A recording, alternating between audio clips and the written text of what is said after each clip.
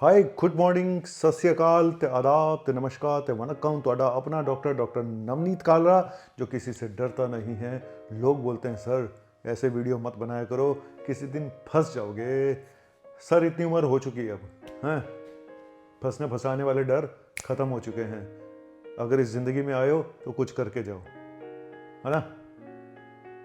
और मुझे लगता है मैं मेडिकल फील्ड का एक सैनिक हूँ और मुझे ये लड़ाई लड़नी पड़ेगी आप लोगों के लिए और सब लोगों के लिए। चलिए आज का टॉपिक ये है टॉपिक कि सीटी स्कैन से जो एंजियोग्राफी होती है, सीटी कोरोनरी एंजियोग्राफी मैं बहुत रिकमेंड करता हूं, लेकिन आज बताऊंगा कि किसको नहीं करानी चाहिए, किन लोगों के लिए कंट्राइंडिकेटेड है, किन लोगों को भूल के भी ये सीटी कोरोनरी एंजियोग्राफी नहीं करानी चाहिए। कहीं मत जाइएगा क्योंकि आपका छोरा अभी आया कुछ और जानकारी लेके। Thank you.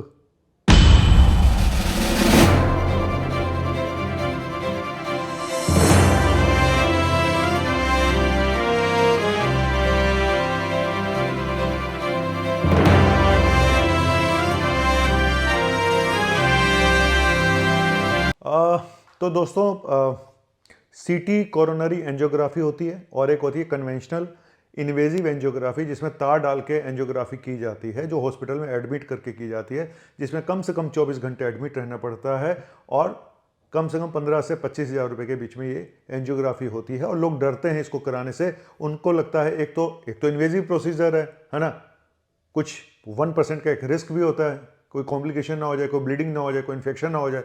और दूसरा सबसे बड़ा कि लोगों को विश्वास नहीं है कि डॉक्टर एंजियोग्राफी करते वक्त अचानक बोल देगा तेरी नस ब्लॉक पड़ेगा, उसके अंदर एक स्टंट डालना पड़ेगा, उसके बाद बाबा जी का ठुल्ला हो जाएगा और आपके लाखों रुपए लग सकते हैं। कई बार डॉक्टर सही बोलते हैं और कुछ डॉक्टर जिनकी वजह से हमारे से लोग बदनाम हैं, सारा एक मछली तालाब को गंदा कर देती है, उसकी वजह से भी लोग कराने से डरते हैं। चलिए सीटी कोरोनरी एंजियोग्राफी पहले तो बता दूं कि किसको करानी चाहिए, फिर बताऊंगा किसको बिल्कुल नहीं करानी है। देखो, एक वो पेशेंट है जिसका आपको क्लियर कट डाउट है कि इसको तो प्रॉब्लम निकलेगी, इसका ईसीजी खराब है, इसका ट्रोप्टी भी गड़बड़ है, इसके इको में भी फाइंडिंग आ रही है।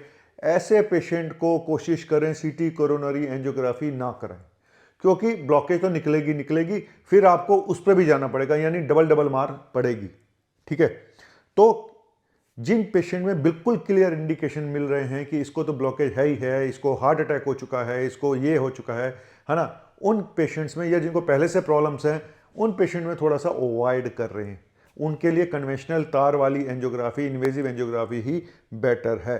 अब आते हैं किन पेशेंट को नहीं करानी चाहिए, क्योंकि सीटी कोरोनरी एंजियोग्राफी में क्या है, एक तो 4 घंटे खाली पेट रहना पड़ता है, दूसरा आपको एक इंजेक्शन दिया जाता है, एक कंट्रास्ट डाई दी जाती है जो आपकी वेन में होती हुई आपके हार्ट में जाती हैं, उसके फोटोग्राफ खींच लिए जाते हैं। एक चीज़ और बता दूं, मैंने पहले भी बताया है, कोशिश करें कम से कम, क्योंकि सीटी स्कैन में रेडिएशन निकलता है, ठीक है, और कहते कहीं 100 एक्सरो के बराबर एक सीटी स्कैन होता है। तो जो लेटेस्ट सीटी स्कैन की मशीनें हैं, है ना, 128 स्लाइस वाली मशीनें हैं, इनमें बहुत कम खतरा होता है, ना के बराबर। ठीक है, तो बेटर होगा ये पता कर लें कि आप जिस सीटी कोरोनरी एंजियोग्राफी जो कराने जा रहे हैं वो कितने स्लाइस की मशीन है। और कायदे से मेरे हिसाब से रेडियो रेडियो डायग्नोस्टिक सेंटर हैं, उनको लिखना चाहिए अपने बाहर कि हमारी मशीन कितने स्लाइस की है, और सरकार को भी ये अनिवार्य कर देना चाहिए कि भाई अपनी एमआरआई कितने टेस्ला की है लिखो, आपकी सीटी स्कैन कितने स्लाइस की है लिखो। जितना कम स्लाइस की होगी, 16 स्लाइस की, है ना, तो जितने कम स्लाइस की होगी उतना रेडिएशन ज़्यादा निकलता है, और छोटे शहरों में ज़्यादातर ऐसी मशीनें लगी होती हैं। तो चलिए बता दिया मैंने एक 128 स्लाइस वाली मशीन, लेकिन अब आते हैं काम की बात पे कि किसको नहीं करानी है, क्योंकि इसमें डाई डलती है, ये किडनी पे असर कर सकती है, इसीलिए पहले किडनी फंक्शन टेस्ट करा के देखे जाते हैं। लेटेस्ट आपके पास किडनी फंक्शन टेस्ट की रिपोर्ट होनी चाहिए, अगर वो नॉर्मल है तभी किया जाएगा। तो सबसे पहले जिनको किडनी में प्रॉब्लम है वो ये टेस्ट नहीं करा सकते, जिनका यूरिया क्रिएटिनिन बढ़ा हुआ है वो ये टेस्ट को अवॉइड करना चाहिए।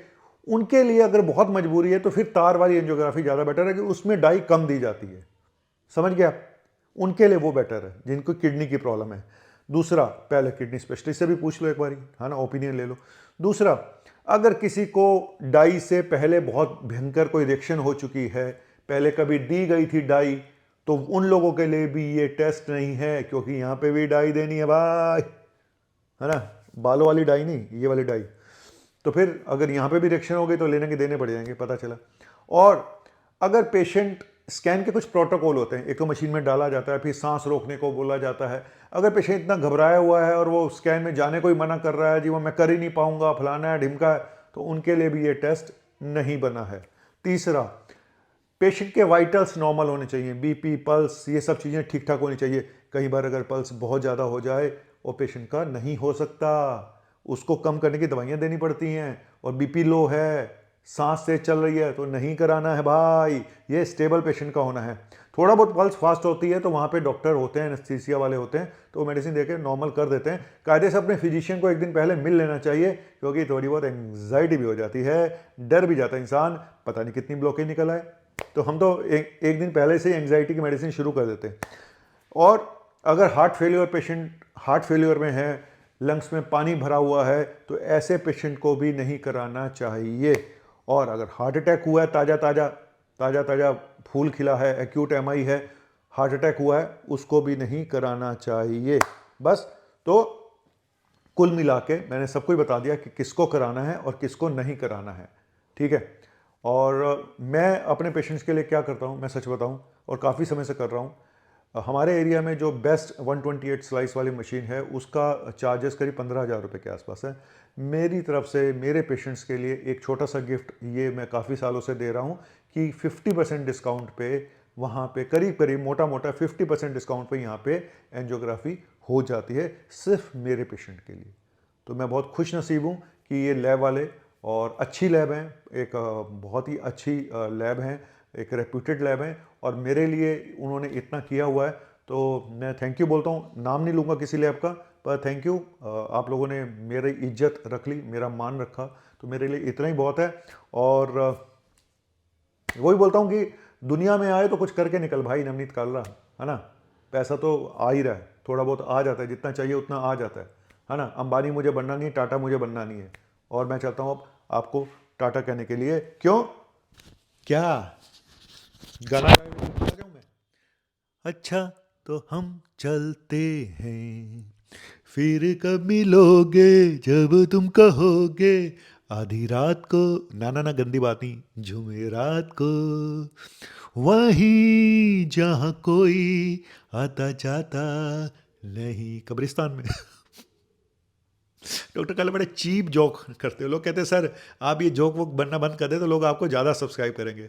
अबे यार, कुछ सीरियस, इतनी ज़िंदगी सीरियस होके गुजारते हो तभी तो हार्ट अटैक होते हैं। थोड़ा मस्त रहा करो यार, थोड़ा मस्त रहा करो। चलो, थैंक यू वेरी मच, शुक्रिया।